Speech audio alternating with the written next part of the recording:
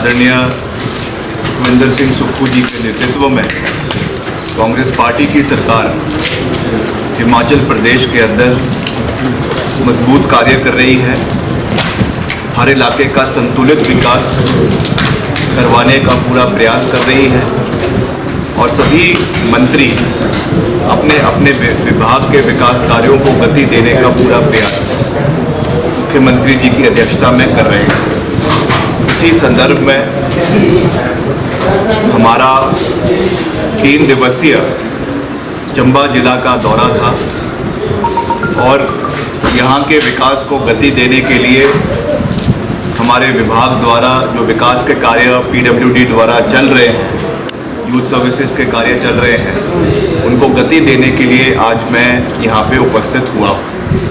आज ही हमने एक रिव्यू बैठक अपने डिपार्टमेंट की जो है वो पीडब्ल्यूडी की अभी करी है और जो भी हमारे इस विधानसभा इस जिला के अंदर जो हमारे डिविजन्स आते हैं, चाहे वो आपका चंबा का है, चुवाड़ी का है, आपके तीसा का है, डलहौजी का है और भरमौर का है, उनके सारे कार्य जो चल रहे हैं उसको हमने रिव्यू किया और उसमें कहाँ पे जो प्रॉब्लम्स आ रही है, जो हमको समस्याएं आ रही हैं, उसको गति देने के लिए भी मैंने सख्त आदेश जो है वो डिपार्टमेंट को दिए हैं। कई जगहों पे कई जेन्युइन समस्याएं भी हैं, उनको भी मैंने डिपार्टमेंट के हमारे अधिकारियों को, सारे जो हमारे टेक्नीशियंस हैं और इंजीनियर्स हैं, उनको ये विश्वास भी दिया है कि we have to work as a team. कभी कभी कमियां रहती हैं, कई हमारे हैंडीकैप्स भी हैं, मगर हमें एक परिवार की तरह इसमें कार्य करना है, उनका समर्थन भी करना है, उनकी अधिकारियों की हौसला अफजाई भी करनी है। मगर जहाँ पे कोई बहुत जो है वो शॉर्टफॉल्स है या पर्पसली अगर कोई डिपार्टमेंट द्वारा कोई कोताही बरती जा रही है, तो उसमें मैंने सख्त संदेश भी दिया है कि हम उस पर कार्रवाई कंसर्न ऑफिसर के ऊपर करेंगे, इसमें भी कोई दो राय नहीं है। मुख्य रूप से जैसा आप जानते हैं कि हमने जो शुरुआती रूप से जो डलहौजी में वहाँ पे बनीखेत में जो है एक जो हमारा स्टेडियम बन रहा है उसका हमने निरीक्षण किया। उसके बाद भिलई माता में हमारे पूर्व मुख्यमंत्री स्वर्गीय वीरभद्र सिंह जी और हमारी जो माननीय श्रीमती आशा कुमारी जी के प्रयासों से जो वहाँ पे पीडब्ल्यूडी का रेस्ट हाउस बना है, जो करीबन 3.5 करोड़ रुपए की लागत से बना, उसका लोकार्पण किया गया। और उसके बाद चंबा में आपके तीसा में जो एक वहाँ पे ब्रिज बना है, पिछले कल उसका भी लोकार्पण किया गया। और शाम को जो है आपके चंबा के अंदर जो हमारे स्थानीय विधायक हैं नीरज जी, इन सब के प्रयासों से और पूर्व सरकार के प्रयासों से भी जो इसका ब्रिज टूट गया था उसका पुनर्निर्माण करके करीबन 13 करोड़ रुपए की लागत से वो बनकर तैयार हुआ है, उसका भी लोकार्पण जो है वो पिछले कल करवाया गया है। और कुल मिलाकर हमारा जो चंबा जिला है, चंबा जो हमारा सर्कल है, इसमें जो भी विकास के कार्य चल रहे हैं, हमारे नाबार्ड जो विधायक प्राथमिकता है, इसमें 23 करोड़ रुपए के टोटल यहाँ पे जो है सड़कों का निर्माण हो रहा है। CRF में सेंट्रल जो आपका सेंट्रल रोड इंफ्रास्ट्रक्चर फंड होता है, इसमें 5 करोड़ रुपए की लागत से इसमें कार्य हो रहा है। और वैसे ही आपकी जो प्रधानमंत्री ग्राम सड़क योजना का पहला चरण है उसमें 35 करोड़ से, PMJSY 2 में 1 करोड़ का और PMJSY 3 में 6 करोड़ रुपए की लागत से टोटल जो है 70 विकास कार्य यहाँ पे सड़कों के जो है वो चले हुए हैं, जिसका टोटल अनुमान राशि जो है वो 479 करोड़ है। और इसमें अभी जो हमारा PMJSY 3 जो शुरू होने वाला है, इसमें टोटल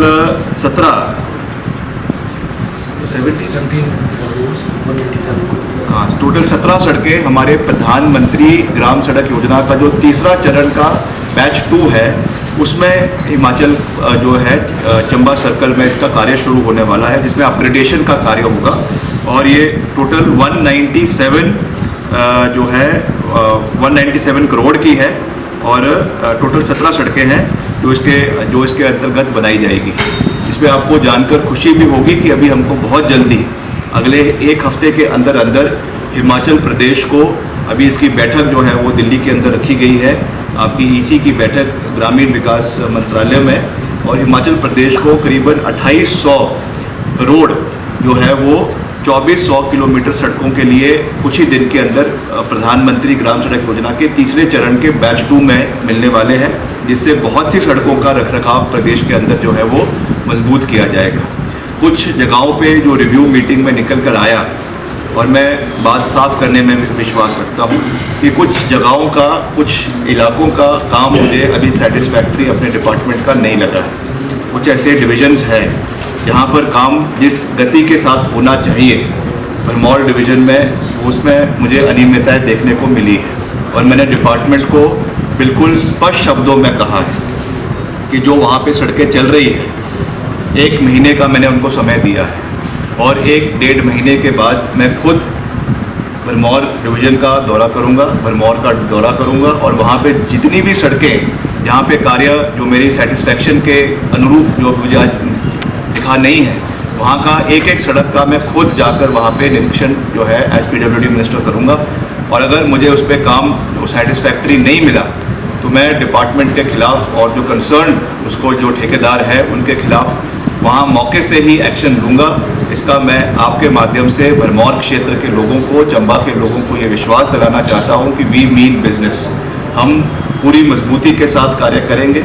ये ज़रूर है कि कई जगहों पे फाइनेंशियल कॉन्स्ट्रेंट्स है, कई जगहों पे समस्या, हमको बजटरी प्रोविज़न की समस्या आ रही है। उसके लिए भी मुख्यमंत्री जी से हमने कई बार इस विषय को उठाया भी है, उनका पूरा सहयोग हमारे साथ है, और वो जहाँ जहाँ एडिशनल बजट की आवश्यकता है वो भी हमको देने का पूरा प्रयास किया जा रहा है। मगर हम डिपार्टमेंटली कोई भी कुताही ना डिपार्टमेंट की ओर से बर्दाश्त करेंगे, और जो इसमें एरिंग ठेकेदार है, हम ठेकेदारों को भी मैंने पहले भी एक संदेश मीडिया के माध्यम से दिया है कि हम उनके साथ हैं। ऐसा नहीं है, हम चाहते हैं कि because they are also part of the developmental trajectory, उनका भी योगदान जो है वो विकास कार्यों में रहता है। मगर काम ले लेना और फिर उस काम को समय अवधि पर पूरा ना करना और उसको फिर रिपीटेड ऑफेंडर्स बन जाना, ये हम अपने डिपार्टमेंट में इस चीज़ को बर्दाश्त नहीं करेंगे। और मैंने डिपार्टमेंट को, अपने EMCs को, हमारे सेक्रेटरी को साफ शब्दों में ये कहा है कि जो इस तरीके के रिपीटेड ऑफेंडर्स ठेकेदार है उनको ब्लैकलिस्ट किया जाए and ensure that they are not given work in Himachal Pradesh at least for 5 to 6 years। उनको ब्लैकलिस्ट किया जाए और उनको काम ना दिया जाए अगर ऐसे रिपीटेड ऑफेंडर्स हिमाचल प्रदेश में पाए जाते हैं, बिकॉज इससे हमारे प्रदेश की छवि खराब होती है, हमारे डिपार्टमेंट की छवि खराब होती है, जिस चीज़ को हम बिल्कुल भी टॉलरेट नहीं करेंगे। इसके अलावा कई हमारे जो बिल्डिंग्स के कार्य चल रहे हैं उसका भी हमने निरीक्षण किया। भरमौर में हमारा एक बहुउद्देशीय जो है वो आपका कॉलेज, मॉडल कॉलेज लील में बन रहा है, उसकी गति हमने देखी है। वैसे ही आपका जो है यहाँ का चंबा का कॉलेज भी, हाँ, चंबा डिग्री कॉलेज है, उसका कार्य भी चल रहा है, उसकी भी हमने कार्यों को देखा है। आपके डलहौजी में जो सलोनी में कॉलेज है उसका काम 99% जो है वो कंप्लीट हो चुका है। कुछ उसकी फॉर्मेलिटीज़ बची है, जैसी वो हो जाएगी it will be handed over to the department, concern department education को, फॉर फर्दर उसको to dedicated to the people. और वैसे और भी जो डेवलपमेंटल आपके जो डिपार्टमेंट वर्क्स है उस पर भी हम पूरी मजबूती के साथ कार्य कर रहे हैं। जहाँ पे कोई बजट की कमी है उसकी भी मैंने पूरी डिटेल डिपार्टमेंट को बनाने को कही है। मैं पर्सनली मुख्यमंत्री जी से भी निवेदन करूंगा और जो हमारे कंसर्न मिनिस्टर्स है, चाहे हेल्थ मिनिस्टर है, एजुकेशन मिनिस्टर है या पुलिस के कार्य है, उसके लिए होम डिपार्टमेंट से उसको टेकअप करेंगे कि जल्द से जल्द इसमें बजटरी प्रोविजन हो, ताकि वो बिल्डिंग्स जिन जिन डिपार्टमेंट्स की है उसका काम भी इमीडिएटली जो है वो पूरा करवाया जा सके। That will also be a priority. तो आज मैं यहाँ पे इसीलिए यहाँ पे उपस्थित हुआ हूँ कि चंबा जिला हमारे लिए बहुत महत्वपूर्ण जिला है। मुख्यमंत्री जी का पूरा जो है आशीर्वाद इस क्षेत्र के साथ है। हमारे माननीय स्पीकर श्री कुलदीप पठानिया जी वो भी इस क्षेत्र का नेतृत्व कर रहे हैं और वो भी इस क्षेत्र को आगे ले जाने में अपना पूरा योगदान दे रहे हैं। हमारे विधायक नीरज नैयर जी, मैडम आशा कुमारी जी, अमित भरमौरी जी और सब यहाँ के जो माननीय विधायक हैं और यहाँ के सब पूरा यहाँ का परिवार है, we will collectively work towards the development. इसमें मैंने पिछले कल भी कहा कि हम दलगत राजनीति से ऊपर उठकर विकास कार्य करेंगे। इसमें कोई भाजपा कांग्रेस नहीं है। मैं भाजपा के नेताओं से भी ये निवेदन करना चाहूँगा और यहाँ के भी जो नेता है और प्रदेश स्तर के भी जो उनके नेता हैं, उनसे निवेदन करना चाहूँगा आपके चैनल के माध्यम से कि इसमें से बहुत से जो हमने प्रोजेक्ट कहे हैं, इनकी स्वीकृति जब तक केंद्र सरकार से नहीं आती तब तक हमको भी उनकी एग्जीक्यूशन में दिक्कत है। तो वो रोड़ा ना बने, विकास कार्यों में रोड़ा बनने के बजाय अगर वो हमारा साथ देंगे, सरकार का साथ देंगे, मुख्यमंत्री जी का साथ देंगे, तो उससे विकास हिमाचल प्रदेश का होगा। बहुत से, चाहे वो CRF का पैसा आना है, मैंने अभी PMJSY के बारे में बात करी, या और स्कीम्स में जो केंद्र का सहयोग से डिज़ास्टर मैनेजमेंट में पैसा आना है, वो तुरंत पैसा आए ताकि हिमाचल प्रदेश के विकास में हम अपना योगदान दे सकें। और जो हमारा नारा है हिमाचल प्रदेश का सर्वत्र, हिमाचल प्रदेश का सर्वत्र विकास, उस एजेंडे पे हम जो है वो आगे चले।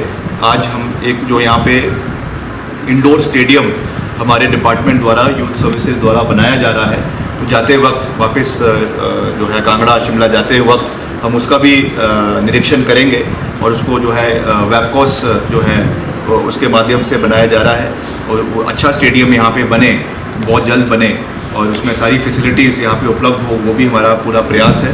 वैसे ही आपको पहले ही मैं जानकारी दे चुका हूँ कि हम एक रूरल ओलंपियाड, ग्रामीण ओलंपियाड हिमाचल प्रदेश में जो है वो सितंबर अक्टूबर के महीने में करवाने जा रहे हैं। उसमें भी हमने जो टारगेट रखा है कि करीबन 40-50 हज़ार 40,000 यूथ जो है उसमें पार्टिसिपेट करेगा और उसमें क्रिकेट को छोड़कर सारी गेम्स में हम उसमें ब्लॉक लेवल से लेकर जिला स्तर से लेकर प्रदेश स्तर तक ये गेम्स को करवाएंगे, ताकि जो नशे से युवाओं को हमने दूर रखने का एक प्रण हमने लिया है उसकी ओर हम आगे बढ़े। तो ये मैं आपसे कहना चाहता था। अगर हाँ, और एक शूटिंग रेंज का यहाँ पे भी निर्माण कार्य चल रहा है, उसको भी हम उसका भी निरीक्षण करेंगे, क्योंकि मैं हिमाचल प्रदेश जो स्टेट राइफल एसोसिएशन है उसका अध्यक्ष भी हूँ और उसका यहाँ पे अच्छी वर्ल्ड क्लास शूटिंग रेंज यहाँ पर बने, इसका भी हमारा प्रयास रहेगा। बाकी अगर आप कुछ पूछना चाहते हैं तो पूछ सकते हैं। सर, चंबा जिले में काफ़ी विभाग खाली में अधिकारी नहीं है, तो आधी अधूरी व्यवस्था से कैसे चल रही है सरकार? देखिए, ये समस्या केवल जिला चंबा की नहीं है, बहुत से जिलों में, समस्त जिलों में और ख़ास करके जो दूर दराज के इलाके हैं वहाँ पे हर डिपार्टमेंट में शॉर्टेजेस ऑफ स्टाफ और एजुकेशन में हमारे टीचर्स है या हमारे एसोसिएट प्रोफेसर्स कॉलेजेस में है, उनकी हमको समस्याएं देखने को, शॉर्टेजेस देखने को मिल रही है। इसके लिए लगातार जो इसको फिलअप करने के लिए, पोस्ट को फिलअप करने के लिए जो सैंक्शन पोस्ट्स है उसके लिए लगातार हम प्रयास कर रहे हैं। रिक्रूटमेंट जो है वो HP हमारा जो पब्लिक सर्विस कमीशन है उसके माध्यम से भी हो रहा है और आपके जो थ्रू डिपार्टमेंट काडर के से जो प्रमोशंस होनी है उसको भी हम उसके लिए भी प्रयास कर रहे हैं, मगर इट विल टेक टाइम, समय उसमें लगेगा। मगर मुख्यमंत्री जी इस गंभीर परिस्थिति से वाकिफ़ भी है और इसको पूरा करने के लिए वो पूरा प्रयास भी कर रहे हैं। हमें विश्वास है कि जल्द जितनी भी वेकेंट पोस्ट है, मैं ये नहीं कहूँगा कि सारी भर जाएगी, मगर एक फंक्शनल तरीके से उनको भरा जाएगा, इसका हमें पूरा विश्वास है। सर, आपके पास लोक निर्माण विभाग है और ऐसे में ये जो विभाग है लगभग करीब 6,000 करोड़ के कर्ज में डूबा हुआ है। नहीं, ये बिल्कुल गलत खबर है। एक रिपोर्ट है, ये रिपोर्ट जो है एक लीडिंग अखबार ने जारी करी है और मैं उस अखबार को कहना चाहूँगा कि पहले अपने आंकड़ों को जो है वो सही करें।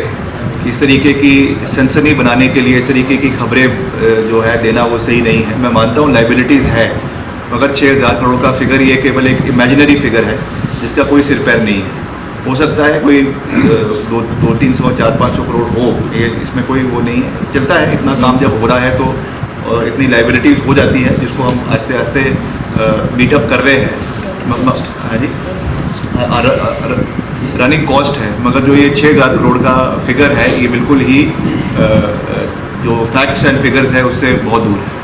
सर, जिस तरह से प्रदेश हो चाहे जिला, हर तरफ स्कूल्स को बंद कर दिया जाएगा, बच्चों की शिक्षा पर इतना प्रभाव पड़ रहा है, उसके लिए आप क्या कहते हैं? नहीं, देखिए, ऐसा तो कोई नहीं है। मुझे लगता है कि ये डिसीजन लिया गया था और कैबिनेट में ये डिसीजन लिया गया, इन प्रिंसिपल डिसीजन लिया गया कि जहाँ पे जो स्कूल खाली पड़े हैं, जहाँ पे कोई जो है वो बच्चे नहीं हैं, उनको बंद करने का निर्णय लिया गया है। मगर इसके अलावा जितने भी स्कूल्स हैं सब फंक्शनल हैं। कई जगहों पे जो 6 महीने के उसमें आए थे, राइडर में आए थे, वहाँ पे जहाँ पे एज एंड व्हेन लग रहा है कि उनको खोलना है फिर से, तो उसको शिक्षा मंत्री जी और मुख्यमंत्री जी उसके ऊपर विचार कर रहे हैं और उनको खोल रहे हैं। और वो ये सिर्फ स्कूलों तक ही लिमिटेड नहीं है, कई जगहों पे डिविजन्स बंद हुए, कई जगहों पे आपके जो है सब डिविजन्स बंद हुए, जो 6 महीने में केवल आनन फानन में पिछले सरकार ने सिर्फ लोकप्रियता हासिल करने के लिए 6 महीने में विदाउट एनी बजट और without administrative approvals, without finance department की क्लियरेंस के बिना उनको खोल दिया था।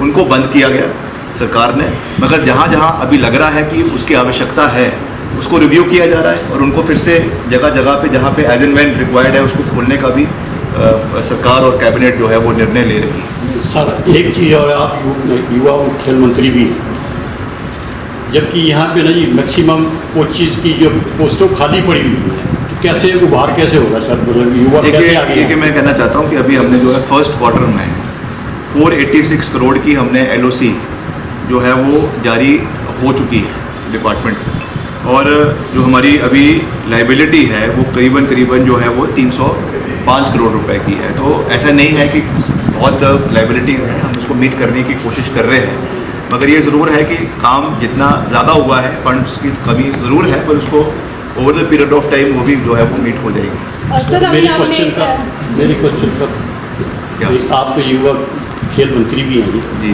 तो यहाँ पे मैक्सिमम जो है कोचेज़ की कमी चली हुई है, तो युवा वर्ग कैसे उभर पाएगा, कैसे अपना ये बिल्कुल प्रतिभा? ये बहुत महत्वपूर्ण इशू है, और मैंने अभी पीछे जितने हमारे सैंक्शन पोस्ट्स हैं कोचेस की, उसका पूरा डेटा मंगाया है, और मैंने अपने डिपार्टमेंट को और जो हमारे डायरेक्टर स्पोर्ट्स भी है और हमारे सेक्रेटरी है उनको निर्देश दिया है कि जल्द से जल्द अलग अलग, चाहे वो वॉलीबॉल है, कबड्डी है, आपकी बॉक्सिंग है, प्राइमरीली इनके कोचेस की जो वेकेंट पोस्ट पड़ी हुई है उनको जल्द से जल्द भरने की प्रक्रिया को शुरू किया जाए। उसके ऊपर हम कार्य कर रहे हैं। उसके साथ इंफ्रास्ट्रक्चर का मैंने आपको बात किया, उसको डेवलप करने के लिए भी हम कार्य कर रहे हैं।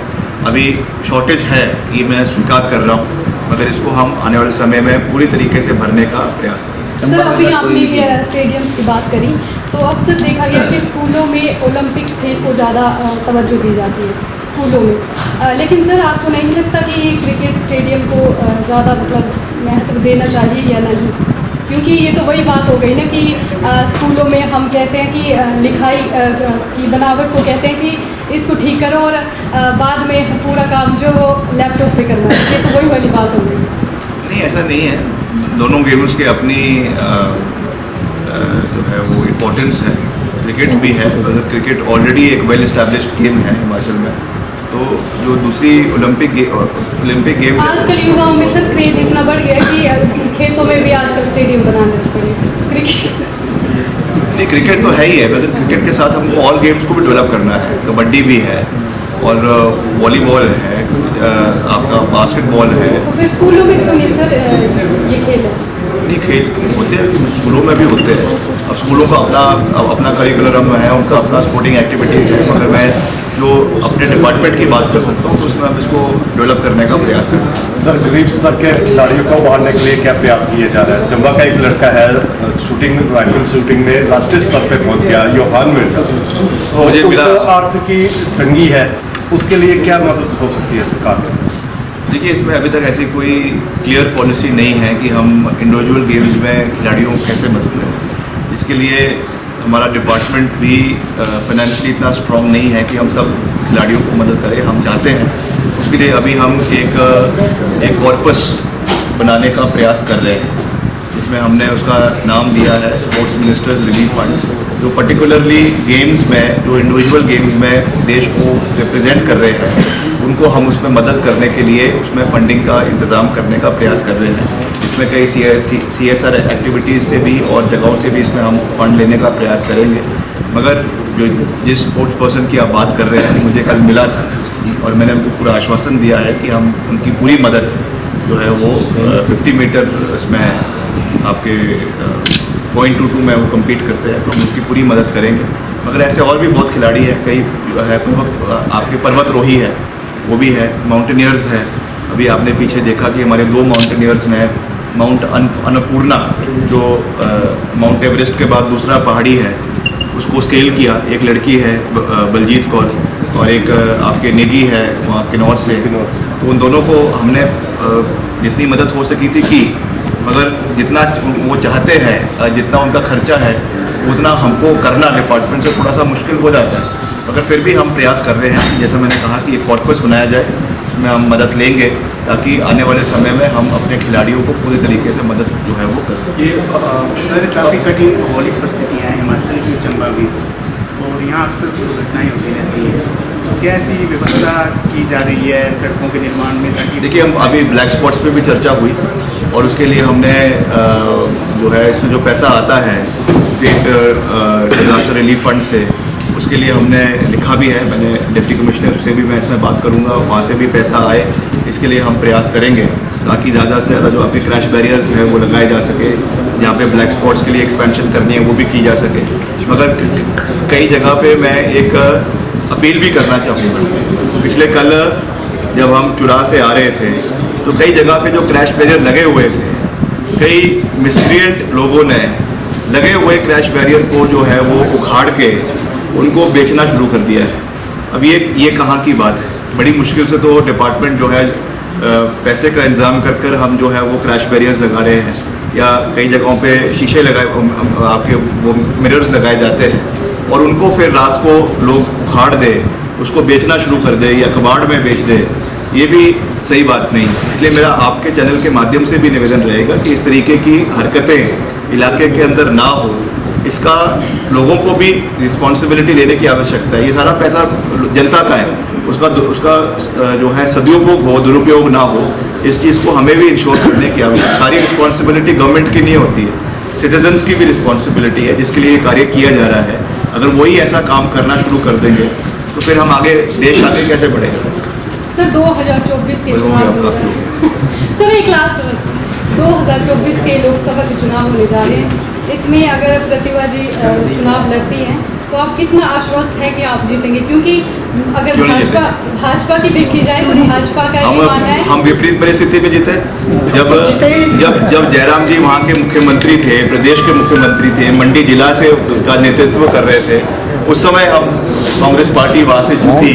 अब तो हमारी सरकार है और आज माहौल पूरे देश में कांग्रेस पार्टी के पक्ष में है और विपक्ष और भी जो विपक्षीय पार्टियां हैं वो भी पूरी मजबूती से आगे बढ़ रही है। अभी आपने देखा कर्नाटक में इतने बड़े राज्यों में कांग्रेस पार्टी इतने पूर्ण बहुमत के साथ जीती, तो माहौल बदल रहा है।